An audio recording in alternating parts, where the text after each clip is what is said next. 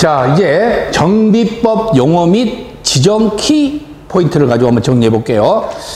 일단은 정비법 용어 및 지정입니다. 자, 첫 번째 보시면 주거환경 개선 사업 나오는데, 주거환경 개선 사업은 극히 열악 과도밀집, 재개발 사업은 열악 밀집, 재건축 사업은 양호 밀집. 그렇죠? 자, 그러면 공원이라든가 광장이라든가 주차장, 광주공원은 뭐에 들어간다 했어요? 정비 기반시설. 그리고 공동이용시설은 여러 사람들이 다 공동으로 쓸 수 있는 건데 누구나 다 쓸 수 없는 건 아니라 그랬잖아. 그게 유치원, 교육적 시설은 해당되지 않는다 그랬고요. 자, 토지 등 소유자를, 자, 우리는 개발법은 토지 소유자라고 하지만 정비법은 토지 등 소유자라고 부른다 그랬죠. 그래서 차이점을 여러분들이 구분할 때 개발법은 지정권자라고 하지만 정비법은 시장 군수 등 이렇게 여러분들이 정리를 좀 하시면 되는데요. 이때 토지 등 소유자는 주거환경 개선 사업이나 재개발은 지상권자가 들어가지만 재건축은 지상권자가 들어가지 않는다. 자, 그리고 안전진단인데 안전진단은 재건축에서만 이루어지고 그때 재건축에서는 10분의 1 이상의 동의 문제가 발생을 하는 거고요. 그리고 비용은 부담시킬 수 있는 건데 요청한 측에서 부담을 해야 된다라고 보시면 되는 겁니다. 자, 행위제한 역시 건물 토토토 죽인데요. 똑같이 보시면 되는데 건축물을 건축한 경우에 대수선이 빠진다는 것만 정리하시면 되겠죠. 자, 정비구역 해제 문제인데 여기는 유일하게 해제가 나왔음에도 불구하고 다음 날이 아니라는 거. 그런데 이때도 역시 2년, 3년, 5년으로 정리를 하는데요. 2년인 경우에 대해서는 추진이 들어가는 경우, 3년인 경우에 대해서는 추진이 안 들어간 경우, 그리고 5년인 경우에는 토지 소유자가 재개발한 경우다라고 정리하시면 되는 겁니다.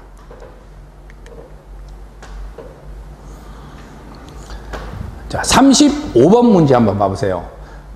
도시 및 주거환경 정비법과 관련된 내용이 좀 정리되어 있는데요. 자, 여기 보니까 정비 기반 시설이 열악하고 길이 열악하다는 소리죠. 그리고 노후 불량 곤충, 집이 밀집된다. 10밀이 나오면은 이때는 뭐가 나와야 되죠?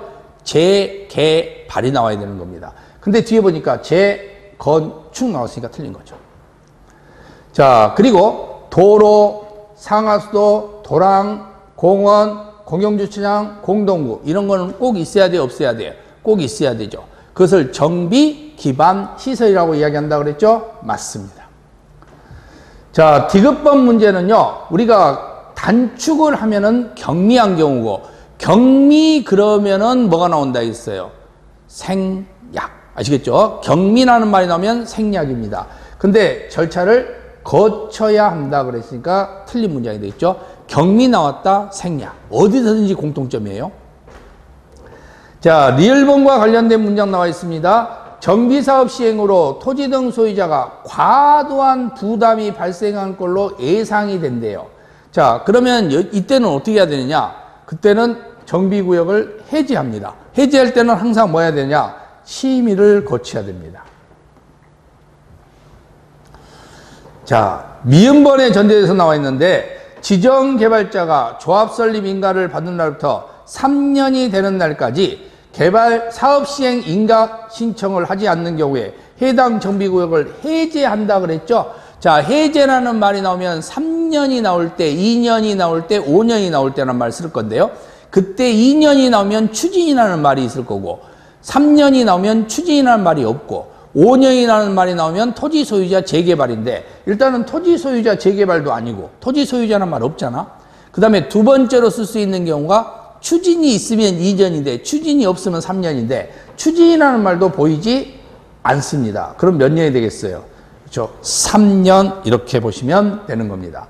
자, 그렇게 보면은 기역번 틀렸고요. 니은번 옳은 문장이고 디귿번도 틀렸고 리을번도 틀렸고 미음번 옳은 문장이니까 두 개 문장이 옳은 문장이다. 이렇게 정리를 하시면 되겠죠.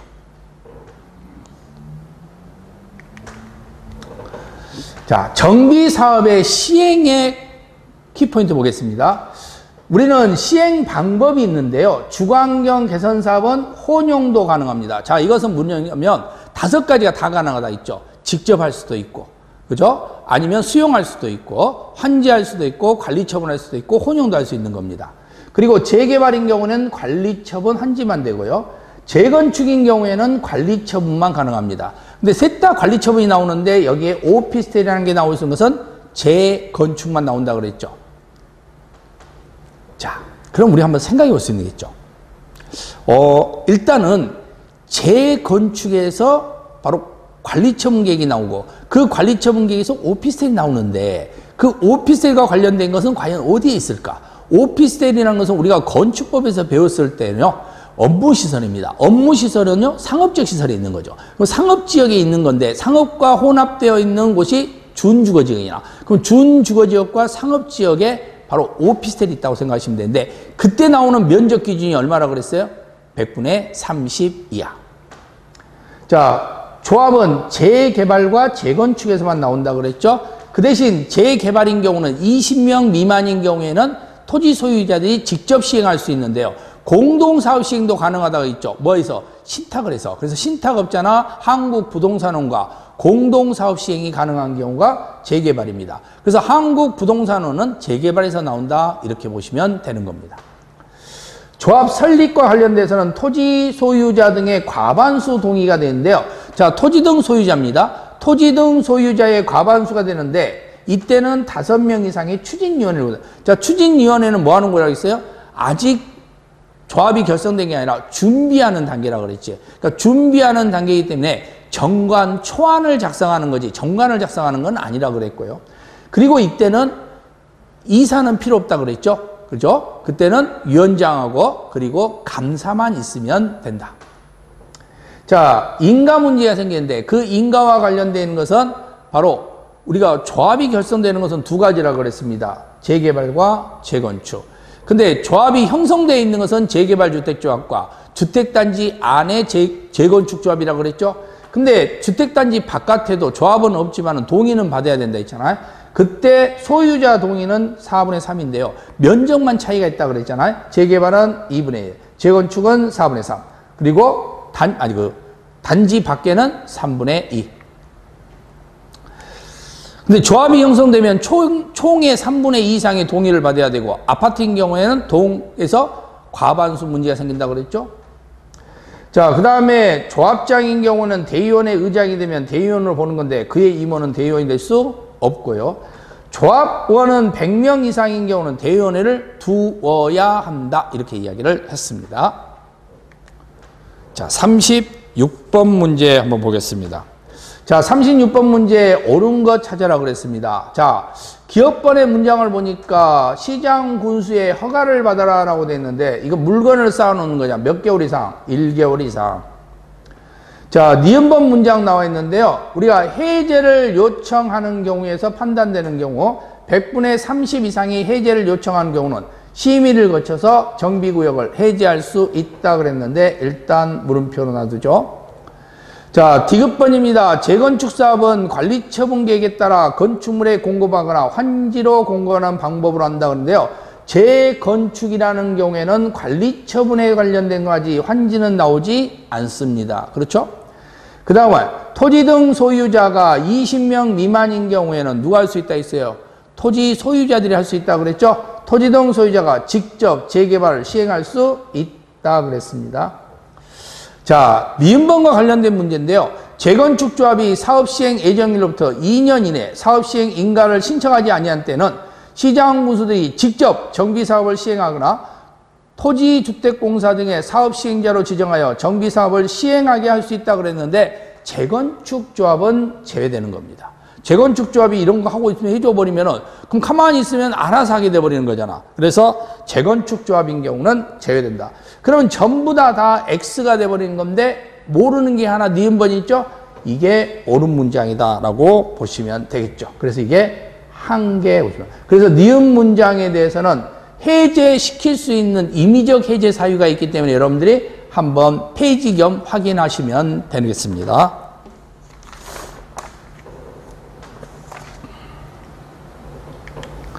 자, 37번 문제인데요. 37번은 정비조합과 관련된 문제 물어봤습니다. 자, 조합정관의 변경은요. 조합정관의 변경은 바로 설립추진위원회에서 할 수가 없습니다. 이때는 초안을 해요. 초안에 관련된 것만 설립위원회에서 할 수 있다고 그랬습니다. 자, 니은번 문제 나왔는데 니은번인 경우는 재개발하는 경우고 재개발하면은 항상 소유자는 4분의 3인데 면적은 2분의 1이라고 그랬죠? 틀린 문장입니다. 자, 디귿번의 문장은요. 우리가 토지 등 소유자가 100인을 초과하는 경우에 문제가 있는데요. 일단 항상 임원진이라는 것은 감사와 이사가 있는데 이사는 3명 이상이 되는 거고 감사는 1명에서 3명 이하가 되는 겁니다. 그런데 100인이 초과되면 이사를 늘리는 거지 감사를 늘리는 게 아니라고 그랬죠. 그래서 이사를 5명 이상으로 할 수 있다라고 이야기를 했습니다. 틀렸죠. 자, 리을번인 경우에는 조합 임원이 금고 이상의 형을 받고 집행유예를 받고 그 유예 기간 중에 그러면 끝났잖아. 이 사람은 뭐 하게요? 그냥 당연하게 잘리게 되는 거예요. 당연 퇴임하는 겁니다. 그래서 의견을 거쳐서 해임하는 게 아니라 그냥 당연하게 퇴임한다 이렇게 보시면 되는 겁니다. 자, 미음번은 조합장이 아닌 조합 임원은 조합의 대원이 될 수 없다. 이게 맞는 문장이죠. 그러면 여기는 기역, 니은, 디귿, 리을이 다 틀렸고 미음번 한 개만 옳은 문장이다라고 보시면 되는 겁니다.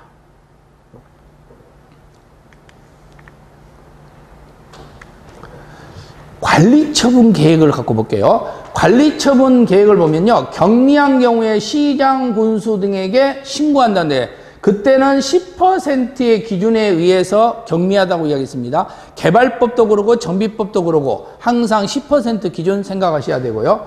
시군수 등이 설치 인가 시에 자 교육관과 관련된 문제인데 교육관과 관련돼 있는 경우에는 200m 이내에 협의한다 그랬죠. 그 다음에 순환을 할 때는 주거환경 개선, 재개발, 재건축 사업 문제 그리고 임시거주시설은 주거환경 개선, 재개발 임시상가는 바로 재개발 사업입니다. 그리고 재개발 사업의 인가 시에는 정비사업비 100분의 20 범위 내에서 예치해야 된다는 거 그리고 주거환경 개선 사업인 경우에는 국민주택 채권 매입 규정을 적용하지 않는다는 거 그래서 달동네에서 삥 뜯지 말아라 그랬죠. 자, 분양 신청 기간은 30일에서 60일입니다. 90이라는 숫자가 안 나옵니다. 자, 우리가 개발법과 정비법은 90이라는 숫자가 나오면 일단 X예요. 근데 90이 나오는 경우에는 어디서만 나오냐? 정비법에서 나옵니다. 정비법에서 2번 나오는데요. 첫 번째는요. 바로 손실보상 협의 기간이 90일이에요. 그렇죠? 그 다음에 토지 임대부 분양주택으로 전환을 한 경우에는 구토 사건이 있었죠? 그래서 건축물이 나오면은 40. 그리고 토지가 나오면 90이랬잖아. 그때 90 미만이 나오잖아. 그래서 90이라는 형태에서 90제곱미터라는 전제에 의해 가지고 나올 때 한번 나오는 겁니다. 그래서 90이라는 숫자가 나오는 경우는 구토 사건에서 한번 나오고 손실보상 협의에서 나오고 그래서 2번만 90이 나온다. 그 외에는 90이 나오지 않는다라고 기억하시면 돼요. 자, 주택 공급 기준인데요. 주택 공급 기준은 1개 넣는 사람한테 1개 주면 됩니다. 5명이 1개 넣으면요. 1개 주면 됩니다. 그런데 5개를 내놓으면요. 5개를 줘야 되겠죠. 근데 2주택만 주는 경우 있습니다. 그 경우에는 사은품 차지해야 된다 했죠. 60제곱미터 이하 소형인 경우 사유품 나오면 2주택입니다. 자, 그 다음에 과밀 억제고용 나오면 3주택입니다.